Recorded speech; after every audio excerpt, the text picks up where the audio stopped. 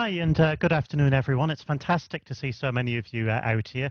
My name is Martin Brady. I'm the head of the School of Classics and the subject Greek and Roman civilization here at UCD. So I'm here with my colleagues, Dr. Joe Day, our museum curator, live from our museum, and Dr. Chris Farrell. We're going to tell you a little something about classics as a subject, and we're going to give you a taste of the kinds of things that you'd learn on a classics program here at UCD. So I'll pass you on to Dr. Farrell is up first. Take it away, Chris.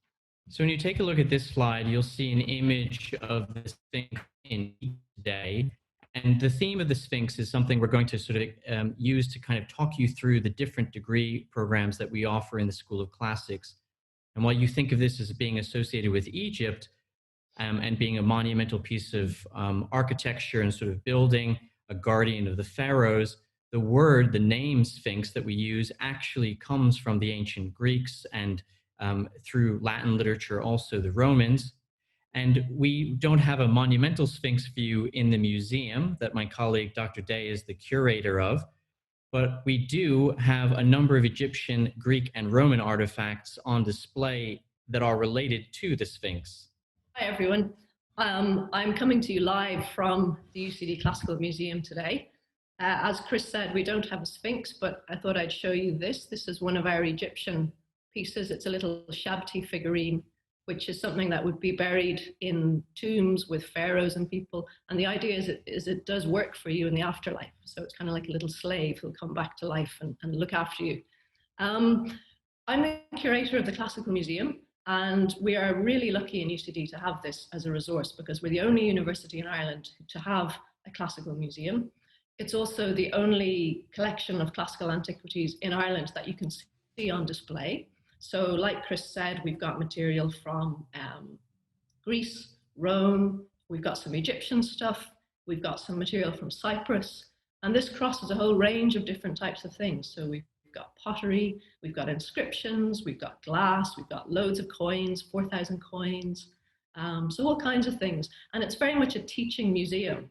So we use this in our teaching across the MA and the BA programs. So from first year right through your degree and on, if you stay on to study at postgraduate level, you'll get in here, you'll get hands-on experience with artifacts, and you'll be able to see how we draw on the material across all of our teaching and across all of our subjects in classics. Dr. Day will show you this object here, which is from an amphora, and it's from Egypt, a place called Tel Defena. You can see Chris has got a photograph of it, but I've actually got something better. I've got the actual piece here in front of us.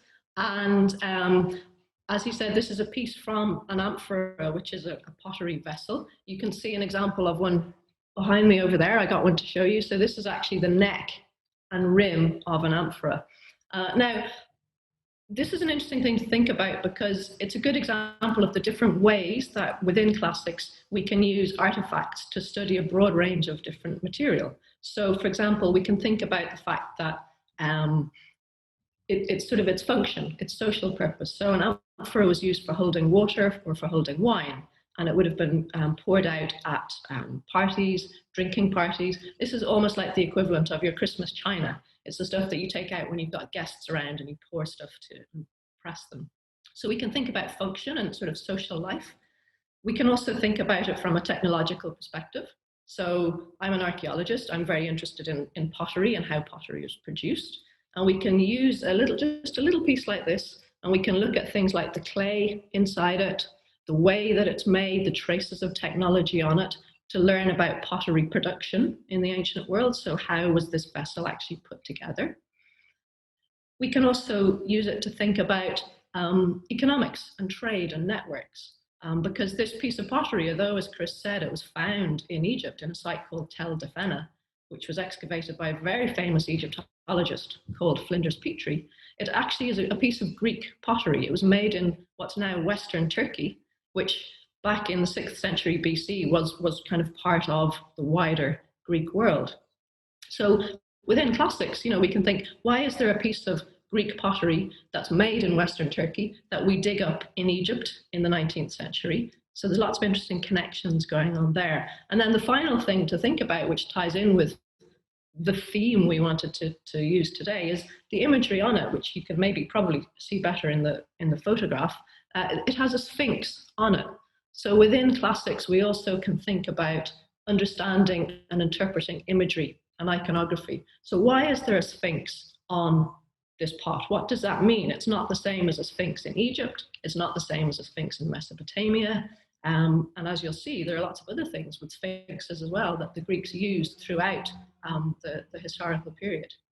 And as a historian of ancient Greece in particular, I might point out to you in one of my classes that we know from the earliest extant historian Herodotus, some living in the area around the Delta were soldiers settled there from the Greek world by the Egyptian pharaohs, and they might be the sort of people who were decanting their wine into this amphora and then drinking from it in these social contexts that Dr. Day talked about. And if we travel and we follow the arrow on the map to Chios, which is an island off the coast of Turkey where this sort of piece of pottery was made, you can also see another example of a sphinx. And this is a coin that we have in the UCD Classical Museum. It's a silver coin. You can see the figure of the Sphinx here facing an amphora, a different sort of amphora that would have been used to sort of to ship and to trade this material, wine. And you can see that at the very top, the iconography, the grapes there. And so Chios is famous in the ancient world for exporting wine, and it's also associated with slavery. This allows you to see the size of the coin that we're talking about. So a little silver tetradrachm. Again, coins are a brilliant resource, and we use them a lot across classics, whether you think you're interested in archaeology or literature or myth or history. A coin is actually a really interesting thing because it's not just an artifact, it's a text as well. So like Chris said, on the one side, we've got the imagery, we've got this sphinx, which in this case is almost like a guardian of the wine trade, of something that's bringing prosperity to Chios. And on the other side, it's quite hard to make out. It's a very basic kind of cross, but then there's some Greek writing stamped on it. And this is going to be the name of the magistrate who was in charge of kind of issuing this particular coin. So just like today, like the way you get heads of monarchs on currency in certain places, it's exactly the same in the ancient world. And whether it's a Roman coin or a Greek coin, we can use them to date things very specifically. So from an archaeological perspective, coins can give us dates, but we can also use them to tell stories, again, about trade and interaction and identity. Why does Chios have a sphinx on its coin? And it has this on its coin for hundreds and hundreds of years. It's a really long-lasting motif that they felt was appropriate for them to put on their coinage, which then goes around the Eastern Mediterranean. If we're thinking about Chios and sort of links and trade and travel, something else that I want to tell you about is that Chios was very famous for wine production. And wine was exported in amphoras, not like the nice one I showed you, but this you can see behind me over here. This is an example of a transport amphora. So it's not decorated, it's plain. This is essentially the kind of the shipping crate of the ancient world, and it's going to be filled with from Chios wine, but also fish sauce or olive oil, and they go all around the Mediterranean. And again, we can use these to sort of piece together ideas about, who was importing and exporting to where, what type of products were being consumed. If we look at very closely at the handles of amphoras, so hopefully you can see this, amphora handles are stamped. So it's another type of an artifact actually that combines a text and a thing. They're stamped, and it usually tells you where they were made. So this one is actually from Rhodes. I'm afraid I don't have a Chian amphora stamp here, but this is a little rose, which is the symbol on Rhodian amphoras, and allows us to anywhere we find a stamp like this, we can say there's some contact with Rhodes. So, there's so many ways we can use material culture to feed into the larger questions we're thinking about in classics, about contact and identity and trade and economy and all these things that we spend our time pondering over. I mean, the other interesting thing about this Sphinx is, so we found a piece of Greek pottery in Egypt that has a Sphinx. This is a coin from Chios, and we know that outside of Chios, the place in the Mediterranean where we find more of this type of coin than anywhere else is in Egypt. And so that shows a connectivity between these places. And because it's a tetra, that's 4. And we know that this amount, this unit is so 4 days worth of wages for someone in the classical world. So even though it's very tiny, it's very valuable in terms of thinking about giving up 4 days of wages. And if we carry on with this theme of thinking about how you might drink your Chian wine, you think, and we'll follow to the Greek mainland in the cities of Athens and Thebes. And you can see here, this is the famous story of Oedipus and the Sphinx. And it's lying in the bottom of this kylix, which is a sort of a drinking cup that you would use to drink water or wine. And so when you finished up your glass, you would be greeted with a surprise. And this is a very fine example of Attic pottery. So it was made in Athens, and it made its way all the way to Italy, where it was traded and was located in a site in Volchi in Italy, so just north of Rome. And so someone in Italy is telling the story of Oedipus, how he comes to Thebes, and he deals with the riddle of the Sphinx, which we'll talk about in a moment. But Dr. Day has a kylix in the museum as well to show you an example of what you might be using at your UCD sort of symposia. More than one kylix in the museum, Chris. I have a lot of them, but none with Oedipus on them or the Sphinx. I want to show you this one. This is an example of it's quite small. So kylixes they can be really large, like soup bowls. It's quite a strange thing for us to think about drinking out of something that's this shallow, but they're made for sharing. So they're made for passing around a room. Everybody has a sip, passes it on. Like Chris said, they often have surprising motifs in the bottom. So as you sip your wine, you're suddenly greeted with a monster looking back at you or something. And sometimes on the outside too, they have eyes. So when you hold it up to your face like this, there's actually eyes looking out at the rest of the party. The reason I've chosen this one to show you, although it doesn't have anything on it, is because this is one that comes with sound effects. So part of the amusement at a symposium, Greek drinking party, was playing jokes and games. And sometimes the vessels did that. So there are trick vessels that you can't drink out of. This is one that there's a little clay pellet embedded in the foot. And if you can hear this, okay, so that's the noise of the pellet running around inside the foot as you drink it and pass it around. So it's like a kind of a soundtrack that goes with your ancient Greek drinking party. Okay, so it's another nice multi-sensory thing to think about here. And so thinking about the object, so this is something you would use in a dining setting, in a drinking setting, but it's telling a story through images, something that you would have heard about a little bit in the art history talk. And the other way of thinking about this is telling the story through literature and studying this either in Greek or Latin or in translation, as most of our courses are. So I'll turn over to Dr. Brady, who'll say something about the ways in which the Romans talk about this myth.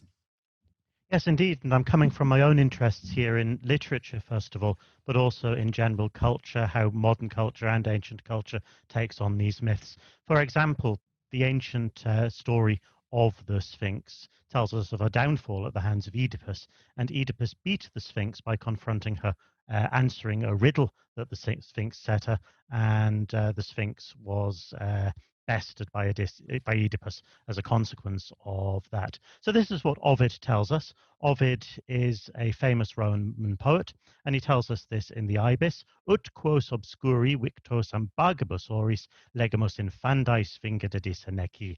I give it to you in Latin because Gavin in the questions there has just asked whether we study Latin and Greek on the program. We do indeed. It's not compulsory, but it's an option. If you feel like you'd like to study an ancient language, you can deal with these texts in the original. The majority of our students do prefer reading Latin and Greek in translation, so we'll have it there for you as a courtesy on the handout, as well as those whom the Sphinx, we read, sent to unspeakable death, overcome by her mouth's dark riddling. Ovid is one of the most well-known storytellers of the ancient world, and a lot of modern myths are based on his versions of these stories. So we'll study him on the undergraduate program as a source for the great myths of classical antiquity. But if you're wondering what the Sphinx's actual riddle was, that's at the bottom of this slide. We'll have to go to a slightly duller source, a guy called Pseudo-Apollodorus, who gives us a bit more detail on this. Here it is. Having learned a riddle from the Muses, the Sphinx sat on Mount Ficium and propounded it to the Thebans. And the riddle was this: what is that which has one voice and yet becomes 4-footed, 2-footed, and 3-footed? You probably know the riddle in a different form. You know it as, What walks on 4 legs in the morning, 2 legs in the middle of the day, and 3 legs in the evening? And the answer, of course, is a human being. We walk on 4 legs, we crawl when we're babies. We walk on 2 legs at noon, so in the middle of our lives, when we're hale and hearty, we walk upright. And at the end of our lives, we walk on a stick, so it looks like we're walking on 3 legs.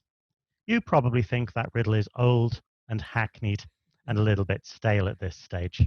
And to be fair, you're absolutely right. Apollodorus tells us that the Sphinx learned this riddle from the Muses, so it wasn't even original when she used it the first time. And it also implies that she was maybe a bit of a plagiarist. She wasn't clever enough to think of a second riddle after Oedipus beat her. Riordan, the modern novelist, who we mention on the next slide there, Riordan uses this to great effect in his book The Battle of the Labyrinth, in which Percy Jackson and his friends encounter the Sphinx on their way to the Forge of Hephaestus, but they see her in the form of a tacky game show host who's reduced to asking cheap trivia questions which just insult the intelligence of Percy and his friends. And it might surprise you to know that classics also involves the study of Riordan, of other modern authors, of other cultural appropriations of, uses of texts and materials from the ancient world. Many of you will have read the Percy Jackson series. Probably for most of you, this was your first encounter with the gods and monsters of the Greek and Roman worlds. And that's something we're interested in as well, because we want to ask, why are these stories still interesting, relevant, and engaging today? So at various points on the program, including a final year module with me on popular culture and the classics, we'll have the opportunity to explore some modern takes on classical materials and ask a little bit more deeply what makes these myths and these stories and these materials still relevant today. And just in terms of the content of the program, what exactly it is that you study and how to study it. On the next slide, we've got an overview of how classics works on the BA program. So most of you would be applying through the DN 520 route. That's the general arts degree, the 3-year arts degree, which is the 2-subject program. Greek and Roman civilization is our most popular subject. We also offer the study of Greek and the study of Latin. We get maybe 5 to 10 students on both those programs a year, and the vast bulk of our students on Greek and Roman civilization, which those of you who aren't interested in languages will be pleased to hear just involves reading the texts and materials in translation. Most students, if you're interested about the balance of what subject goes with another, and there were a couple of questions I already saw about this, most students take Greek and Roman civilization alongside one other subject to degree level. So our most popular combinations are Greek and Roman with classics, with history, Greek and Roman with English, Greek and Roman with a modern language, but you can take almost anything on the arts undergraduate program that doesn't entail a timetable clash. So there is a fairly wide range of options available. The other route is DN 530, which is the 4-year BA Humanities program. Dr. Day is also the coordinator of one of our BA Humanities programs, so I'll let her tell you about the details of that. Thank you, Martin. Yeah, so in the School of Classics, we're involved in 3 of the BA Humanities programs: Classics, Art History and Archaeology, Classics, English and History, and the Languages, Linguistics and Cultures. And the difference between these and the 3-year BA is, first of all, it's 4 years, so it's an extra year. You're also, when you enter UCD, you're already decided on the subject combination that you want to do. So if you know you really like these subjects, then this is the degree for you. Now, in classics, it's the home school of the Classics, Art History and Archaeology pathway. So that means it's run out of our school, and I'm the pathway coordinator. So I oversee all of the academic planning and mentor the students and things on this pathway. It's a brilliant combination. You know, the 3 subjects work really nicely together. There's a lot of overlap, but a lot of complementary things that we would think about in terms of how do you study the past through different types of material. Because this is a 4-year degree, the idea is that in 3rd year you have freedom to do other things. So you're encouraged to apply for an internship or to apply to go on an exchange for a year or a semester in Europe or more widely overseas. And then also in your 4th year, there's an option to do a dissertation. So it's like your own research project on something from one of these subjects. So it's a little bit different to the 3 years. It allows you to focus from the start on the subjects that you're interested in, and it gives you a few extra options as you go on through your degree. And one of the things that I think both of these options you have available to you to study the ancient world is to think about the degree to which this is an interdisciplinary subject. So you've seen from the beginning right the way through, we study the Sphinx through looking at material culture, through art. We study the Sphinx through looking at numismatics, through inscriptions, through texts. The riddle of the Sphinx doesn't just show up in mythological texts, but also in some of our historical works. So we're looking at a wide range of materials. So if you like studying history, if you like studying English literature, if you like studying art, the beauty of this subject is you can look at everything together, as well as complementing these through the degree programs in which you have the option of choosing these modules as well. So that's really kind of one of the things I think that separates classics, is that we borrow from methodologies and approaches from other disciplines as well. And we look for ways to sort of study concepts from the Sphinx to sort of complex ideas about the reception of an idea that's been going on for thousands of years. And you can do that with us in the School of Classics, whether you take Greek language, whether you take Latin language, whether you're looking at it purely in translation through Greek and Roman civilization. Thank you, Christopher, Joe, and Martin. We might just take a couple of questions if that's okay. A lot of people are asking about the types of assignments that you focus on in first year. What sort of essays and presentations, what sort of work needs to be done by the students? So right now, Dr. Day and I are both coordinating level 1 modules in the first trimester. And that's done through a combination of commentaries, essays, and quizzes that sort of allow you to sort of practice going through the material and applying that. In something like a commentary, you might look at a passage like the ones we showed you from Ovid or from Pseudo-Apollodorus. You might look at an object from the museum, like a coin or a type of amphora and the illustration there. And the idea there is you're developing your skills to go away to research, to think critically, like Percy Jackson and his friends in the labyrinth trying to sort of best the Sphinx there. But we also have some of those sort of trivia aspects with things like quizzes. And in some times we also have exams, but that's something that we've also been reevaluating there. And essays, where we practice your ability to argue for a particular position, to develop your ability to present and make a case in favor of or against a particular position. And that's something that's certainly transferable once you complete your degree. Thank you, Christopher. And that leads nicely on to the next question. What sort of careers do you find that your students move on to after they graduate? A wide range, as it happens. And of course, you'll well know classics isn't a vocational subject, except for a small minority of people. There are, of course, opportunities available in the world of archaeology and in teaching. If you are interested in Latin, the country is in desperate need of Latin teachers right now, and we would welcome you with open arms. But more generally, folks go into the wide range of careers that you would expect from any humanities degree. So we have former students working in law, we have former students working in journalism, we have plenty who have made the sideways step into business. There's an entrepreneur who has started up a 3D printing company for artifacts and necklaces in Dublin. Anything you can think of, if it requires critical thinking skills and most especially interpersonal skills, classics as kind of encapsulating the whole of humanities really teaches you what it is to be human, how to interact with humans. So anything at that kind of level would be suitable, would be appropriate. Thank you, Martin. That's a great overview. And we've time for just one final question. We've had a few questions in on what sort of level of knowledge you need coming in areas such as Greek or Latin. Do you need to have a base understanding, and indeed for Greek and Roman civilization? Our degrees are designed to allow people to come in from complete beginner status. So if you have a little bit of Greek or Latin, if you come from a school that's afforded you that opportunity, that's great, and we'll place you in at a slightly higher level. But otherwise, we'll teach you from complete beginners. And likewise, our level 1 modules for GRC, Greek and Roman civilization, they're designed to take you from having no knowledge of the ancient world to having a very good foundation as you progress into year 2 and 3 and potentially 4, depending on which program you're looking into. Thanks for that, Chris. And thank you all for joining us today. Thank you to Martin, Joe, and Christopher.